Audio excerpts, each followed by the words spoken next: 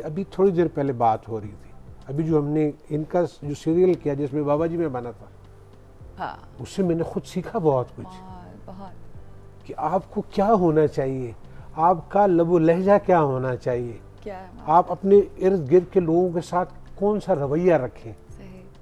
ये होते हैं, ये आपको सिखाते हैं किरदार। जैसे रूज, मैंने आपको टेलीफोन कॉल जब एक दफ़ा सोहेल के होते हुए ज्वाइन किया था, तो बिल्कुल। आपने मुझसे पूछा था आपने क्या सीखा, मैंने कहा आज जी।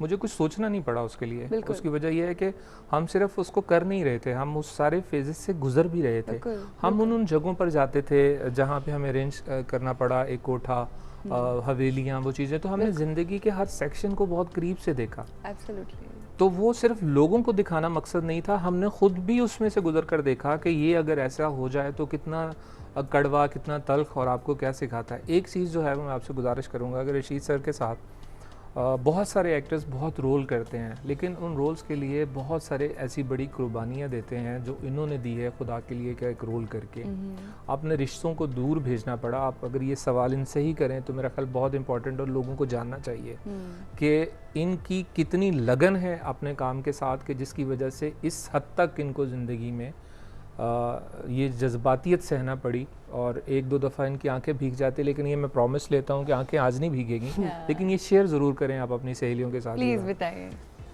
होता है ज़िंदगी में, आपको मुख्तलिफ लोगों के साथ वास्ता पड़ता है। वो रोल किया, उसके बाद बहुत से मुझे फ़ोन कॉल्स भी आए, बल्कि एक पर्सनली आदमी मुझे मिला कि हमने आपकी सीडी मंगा के देखी, ये हुआ, ये हुआ, ये हुआ, ये हुआ, ये फलाना हुआ, फलाना हुआ। तो मैंने शेख साहब को भी नहीं बताया। फिर जैसे हालात बनते गए, मैंने कोशिश की कि मेरा एक बेटा एक बेटी है। सही।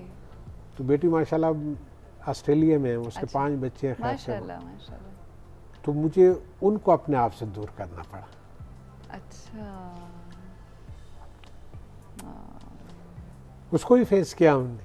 सही। यही ज़िंदगी की हकीकत है कि आपको, मैं कहता हूँ कि आप जब तक खुद तकलीफ़ बर्दाश्त नहीं करोगे, आप किसी दूसरे को खुश नहीं कर सकते। नहीं कर सकते, बिल्कुल। मैंने शोएब साहब को आखिर में कहा, तो मुझे शोएब साहब कहते कि नहीं, आपको कुछ सिक्योरिटी वोरिटी ये कोई नहीं चाहिए, मैं आपको प्रोवाइड करूँगा। मैंने कहा नो सर, वो मुझे नहीं चाहिए।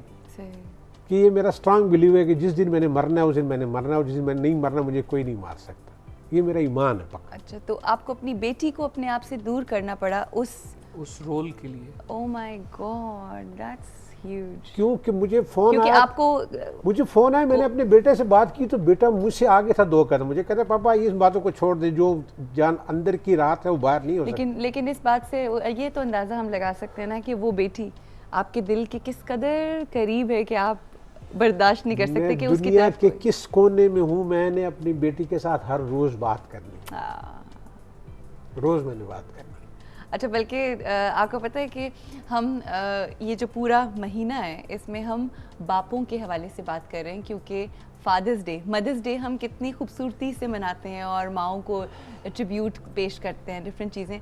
और इस दफ़ा बड़ा मुझे अच्छा लगा कि आपने खुद ही अपनी बेटी की बात की। तो हम चाहेंगे कि अपने इस प्रोग्राम के थ्रू, हमें यकीन है कि वहाँ पर जाता भी होगा, अगर नहीं तो यूट्यूब पे अवेलेबल है, फेसबुक पे अवेलेबल है, वो ढूंढ लेंगे आपको कहीं ना कहीं। कुछ कहना चाहेंगे अपनी उस प्यारी सी, आपके दिल का, जिगर का जो टुकड़ा है आपकी बेटी, उससे कुछ? बस ये कहूँगा कि कुल आलम की बच्चियों की तरह अल्लाह मेरे बच्चों को भी अपनी अमान में रखे। आमीन, आमीन। मैं ये कहना चाहूँगा अपनी बहन को कि पूरा पाकिस्तान आपके साथ है, आपके पेरेंट्स के साथ है, और हम सब आपके लिए दुआगो हैं। आप पाकिस्तान से दूर नहीं हैं। आपने ये कुर्बानी जो एक फ़ासला हुआ आपके रिश्तों से, सिर्फ़ इसलिए दी कि आपके अब्बा का प्रोफेशन एक ऐसा था जिसको उन्होंने ईमानदारी से अदा किया।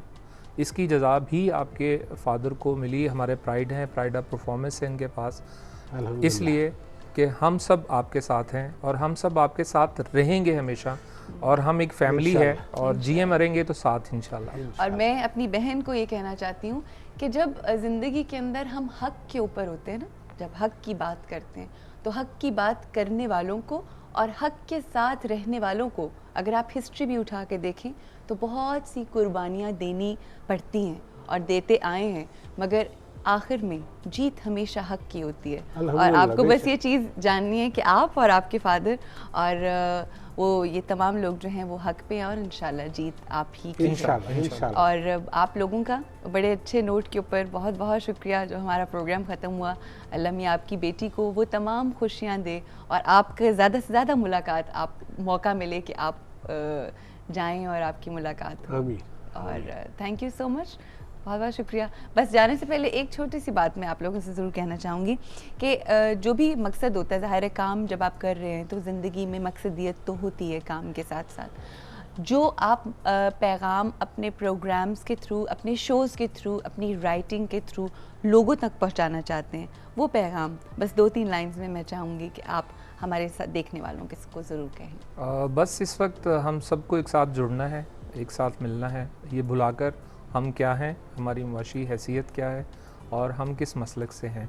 हमें साथ मिलकर जो कुछ भी करना है अपने लिए करना है, इस खित्ते के लिए करना है, अपने मुल्क के लिए करना है, और हमें मिल जाना चाहिए, देर नहीं करनी चाहिए। बिल्कुल, बहुत खूबसूरत बात जी। मैं इन्हीं को सेकंड करूँगा। जो हालात हमारे हैं, अगर हम एक मुट्ठी की तरह ना हुए तो अल्लाह ना करे हम कहीं बेकार ना जाएं। सही। ये शायद हमारे पास एक मौका है, जैसे हालात हैं, जैसे बने हुए हैं।